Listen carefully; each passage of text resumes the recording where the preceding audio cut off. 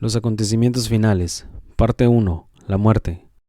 La muerte es la separación del alma del cuerpo y la introducción del hombre al mundo invisible, y se le describe como un sueño. Juan 11:11. Dicho esto, les dijo después: Nuestro amigo Lázaro duerme, mas voy para despertarle.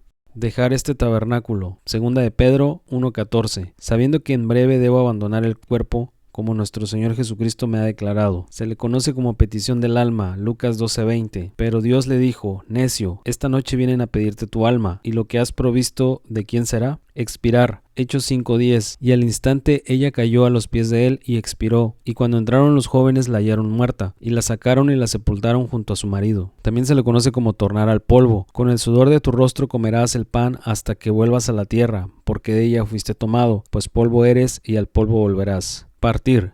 Porque de ambas cosas estoy puesto en estrecho, teniendo deseo de partir y estar con Cristo, lo cual es muchísimo mejor. Filipenses 1:23.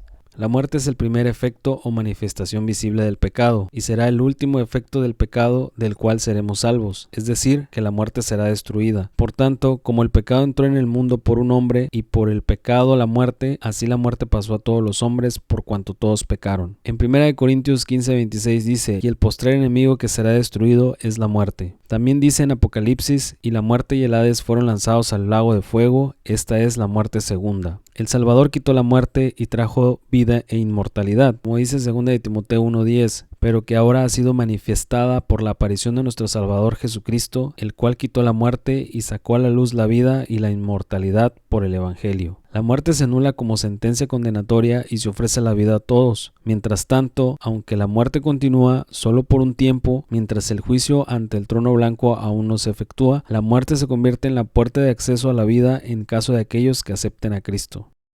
¿De qué manera está relacionada la muerte con la doctrina de la inmortalidad? La inmortalidad es no estar sujeto a la muerte, aplica al cuerpo y al alma. Después de la resurrección y el arrebatamiento se obtiene la inmortalidad. Tendremos cuerpos glorificados no sujetos a la muerte. La incorrupción. La incorrupción nos dice que el cuerpo de resurrección tendrá una condición de gloria, honor y vida, es decir, que no se corrompe y no se destruye. Los malvados también resucitarán. Aunque los malvados también resucitarán, su condición será de muerte, es decir, estarán separados de Dios, no tendrán resurrección de vida, sino resurrección de muerte. Tanto en el Antiguo como en el Nuevo Testamento, la muerte es la separación del cuerpo del alma. El cuerpo muere y va al polvo. El alma o el espíritu continúan existiendo conscientemente en el mundo invisible de los espíritus, de manera que el hombre es mortal, puesto que su cuerpo está sujeto a la muerte. No obstante, su alma es inmortal, sobreviviendo a la muerte del cuerpo. A continuación justificaremos todo lo dicho anteriormente con textos bíblicos. Eclesiastés 12:7 dice: Y el polvo vuelva a la tierra, como era, y el espíritu vuelva a Dios que lo dio. Es decir, el espíritu volverá a Dios después de haber pasado por la muerte. En Juan 5:28 nos dice: No os maravilléis de esto, porque vendrá hora cuando todos los que están en los sepulcros oirán su voz, y los que hicieron lo bueno saldrán a resurrección de vida, mas los que hicieron lo malo a resurrección de condenación. Mateo 27:52 nos dice: Y se abrieron los sepulcros, y muchos cuerpos de santos que habían dormido se levantaron. Y no temáis a los que matan el cuerpo, mas el alma no pueden matar. Temed más bien a aquel que puede destruir al alma y el cuerpo en el infierno. Es decir, el alma es la que está en juego. La inmortalidad es futura, y vida eterna a los que preservando en hacer bien buscan gloria, honra e inmortalidad. Además dice claramente en 1 Corintios 15:53: Porque es necesario que esto corruptible se vista de incorrupción, y esto mortal se vista de inmortalidad. Y cuando esto corruptible se haya vestido de incorrupción, y esto mortal se haya vestido de inmortalidad, entonces se cumplirá la palabra que está escrita: Sorbida es la muerte en victoria. ¿Dónde está, oh muerte, tu aguijón? ¿Dónde, oh sepulcro, tu victoria? Este texto se refiere a la glorificación de nuestros cuerpos mortales en la resurrección. La vida eterna concierne principalmente al espíritu del hombre en una posición presente y no es afectada por la muerte del cuerpo. La vida eterna alcanzará su perfección a la venida de Cristo y será vivida en un cuerpo glorificado, inmortal. Todos los creyentes, tanto los que viven como los muertos, tienen ya vida eterna, pero no tendrán inmortalidad sino hasta la resurrección. El estado intermedio. Por estado intermedio nos referimos al estado de los muertos durante el periodo comprendido entre la muerte y la resurrección. Debe notarse cuidadosamente que los justos no recibirán su recompensa final, ni los malvados su castigo final, hasta después de sus resurrecciones respectivas. Ambas clases están en un estado intermedio, esperando ese acontecimiento, la resurrección. Los creyentes que han muerto parten para estar con el Señor, sin embargo, no reciben su recompensa final todavía. El estado intermedio de los justos es un descanso. Dice Apocalipsis 14:13, oí una voz que desde el cielo me decía, escribe, bienaventurados de aquí en adelante los muertos que mueren en el Señor. Sí, dice el Espíritu, descansarán de sus trabajos, porque sus obras con ellos siguen.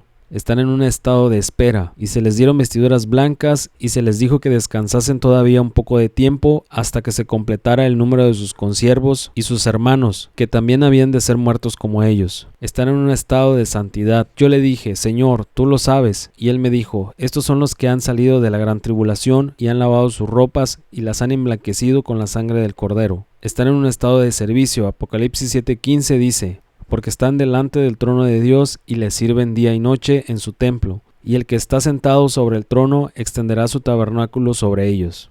Los malvados también pasan a un estado intermedio donde esperan el castigo final. Los malvados están en el infierno esperando el juicio del trono blanco. Los malvados también pasan a un estado intermedio donde esperan el castigo final que se produce después del juicio ante el trono blanco, cuando la muerte y el infierno, el Hades, son arrojados al lago de fuego. Apocalipsis 20:13 lo dice. Y el mar entregó los muertos que había en él, y la muerte y el Hades entregaron a los muertos que había en ellos, y fueron juzgados cada uno según sus obras. Apocalipsis 20:14-15 dice, y la muerte y el Hades fueron lanzados al lago de fuego. Esta es la muerte segunda, y el que no se halló inscrito en el libro de la vida fue lanzado al lago de fuego. Apocalipsis 20:11 y vi un gran trono blanco y al que estaba sentado en él, de delante del cual huyeron la tierra y el cielo, y ningún lugar se encontró para ellos, y vi a los muertos, grandes y pequeños, de pie ante Dios, y los libros fueron abiertos, y otro libro fue abierto, el cual es el libro de la vida, y fueron juzgados los muertos por las cosas que estaban escritas en los libros, según sus obras. Y el mar entregó los muertos que había en él, y la muerte y el Hades entregaron a los muertos que había en ellos, y fueron juzgados cada uno según sus obras.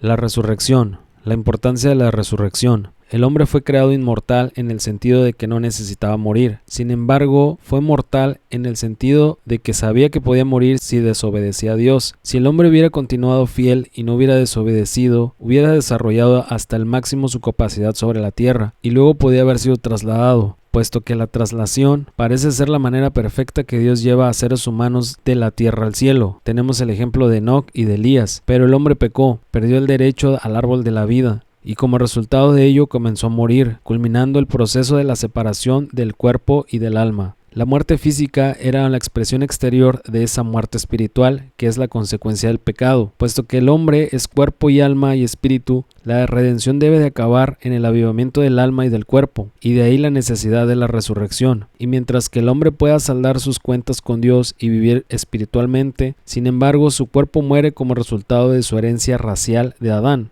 Entonces, puesto que el cuerpo es parte inherente de su personalidad, su salvación e inmortalidad no son completas hasta que el cuerpo no sea resucitado y glorificado. Tal es la enseñanza del Nuevo Testamento.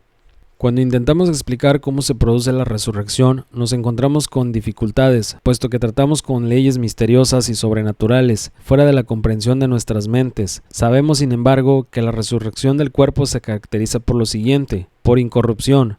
Resucitado es incorrupción y poder. El cuerpo de resurrección estará libre de enfermedades, dolor, debilidad y muerte. Apocalipsis 21:4 dice: enjugará Dios toda lágrima de los ojos de ellos, y ya no habrá muerte, ni habrá más llanto, ni clamor, ni dolor, porque las primeras cosas pasaron. Otra característica será de gloria. Nuestro viejo cuerpo es perecedero, sujeto a corrupción y cansancio, puesto que se trata del cuerpo natural, apto solo para la existencia imperfecta en un mundo imperfecto. Pero el cuerpo de resurrección estará adaptado a una vida gloriosa, inmortal en los cielos, apto para ver a Dios cara a cara. También se caracteriza por velocidad. Atravesará el espacio con la velocidad del relámpago debido a la tremenda energía que lo impulsa. 1 Corintios 15:52. En un momento, en un abrir y cerrar de ojos, a la final trompeta, porque se tocará la trompeta, y los muertos serán resucitados incorruptibles, y nosotros seremos transformados.